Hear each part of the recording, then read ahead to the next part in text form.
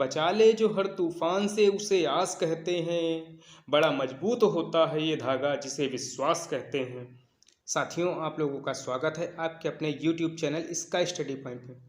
साथियों, जैसा कि आप लोगों को पता है, मैं हर बार नई कहानी लेकर के आता हूँ। आज फिर मैं एक कहानी लेकर के आया हूँ जिसका नाम है विश्वास, भरोसा। देखिए, भरोसा अगर ईश्वर पे है तो बनाए रखिए, एक दिन जरूर कायम होगा। हो सकता है उसके तरीके अलग हों, लेकिन परिणाम आपके अनुरूप होगा। चलिए हम एक कहानी के माध्यम से इसको समझने की कोशिश करते हैं।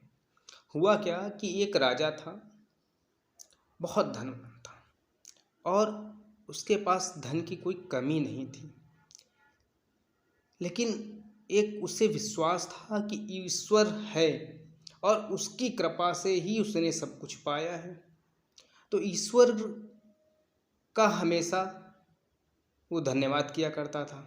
खाना खाने चलता तो ईश्वर का धन्यवाद करता था, कोई अपना नया कार्य करता तो ईश्वर का धन्यवाद किया करता था। इस तरीके से उसने बहुत समृद्धि प्राप्त कर ली। उसका मान सम्मान सब कुछ अलग था अन्य राजाओं से।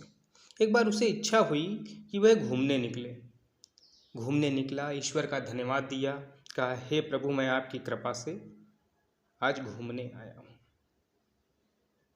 और एक समुद्र के किनारे पहुँचा।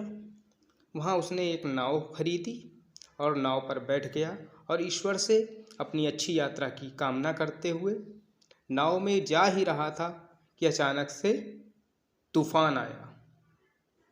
तूफान आने के बाद नाव तहस नहस हो गई, लेकिन उस व्यक्ति को कुछ न हुआ और वो नाव जा करके, टूटी फूटी नाव एक टापू के कोने पर रुकी जा करके। वह टापू पर उतरा। उसने तुरंत ईश्वर का धन्यवाद किया कि हे प्रभु, आपकी कृपा से मेरी जान तो बच गई, आपका बहुत बहुत धन्यवाद। क्योंकि होता क्या है, सिचुएशन आदमी को इतना परेशान कर देती है कि उसका विश्वास टूटने लगता है। उस समय हमारी परीक्षा चल रही होती है। क्यों? क्योंकि इतना सुन लीजिए कि जो परिणाम अक्सर बड़े मस्त होते हैं, उनके इम्तिहान भी बड़े ज़बरदस्त होते हैं।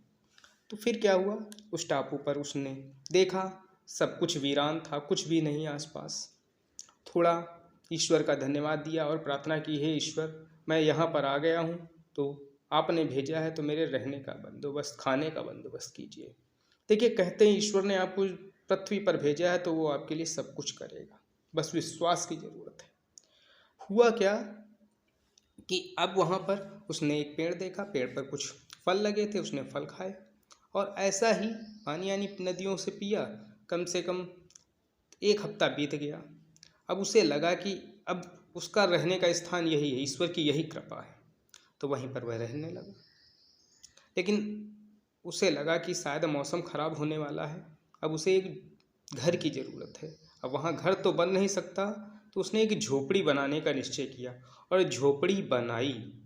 झोपड़ी बना करके वह फल लेने जा ही रहा था, अचानक से भयंकर तूफान आया, बादल गड़गड़ाए और बिजली गिरी। लेकिन बिजली गिरी उसकी झोपड़ी पर और उसमें आग लग गई। देखते ही देखते सब राख हो गया। उसने ईश्वर का फिर धन्यवाद किया कि हे प्रभु, अगर मुझे भूख ना लगती आपकी कृपा से तो मैं फल न लेने जाता, इस झोपड़ी में मैं मर जाता, आपकी कृपा से मेरी ज़िंदगी बच गई। अचानक से वो पीछे देखता है कि दो व्यक्ति खड़े हुए हैं और उसको बुला रहे हैं अपनी तरफ नाव लेकर के। तो पूछता है, आप लोग यहाँ कैसे आए? तो वो बताते हैं, मैंने यहाँ टापू पर कुछ जलते हुए देखा तो मुझे लगा कि मुझे कोई बुला रहा है सहायता के लिए, इसलिए हम चले आए। फिर राजा ने ईश्वर का धन्यवाद किया, हे प्रभु, आपकी कृपा से हम लोग जो है बच गए। अगर ये झोपड़ी न जलती तो शायद मैं बच ना पाता, अपने घर वालों से वापस न मिल पाता। इसीलिए कहता हूँ कि कुछ भी हो, बस एक विश्वास और आस्था ईश्वर पे बनाए रखिए, क्योंकि जिसने मुझे पृथ्वी पर भेजा है वही मेरे कर्मों को सफल करेगा। और एक छोटी सी बात चंद लाइनों में कहना चाहता हूँ, उम्मीदें तैरती रहती हैं, कश्तियाँ डूब जाती हैं, उम्मीदें तैरती रहती हैं, कश्तियाँ डूब जाती हैं, कुछ घर सलामत रहते हैं, आंधियाँ जब आती हैं। बचा लें जो हर तूफान से उसे आस कहते हैं, बचा ले जो हर तूफान से उसे आस कहते हैं। बड़ा मजबूत होता है ये धागा जिसे विश्वास कहते हैं। तो हमें विश्वास पे कायम रहना चाहिए, क्योंकि विश्वास बहुत बड़ी चीज़ है।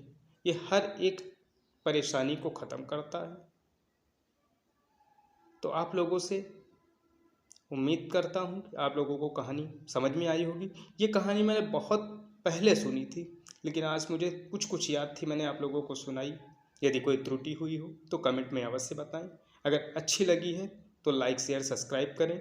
इस कहानी में मैं कोई प्रश्न नहीं पूछना चाहूँगा, क्योंकि विश्वास एक ऐसी चीज़ है जिसके लिए प्रमाण की आवश्यकता नहीं होती, प्रश्न की आवश्यकता नहीं होती।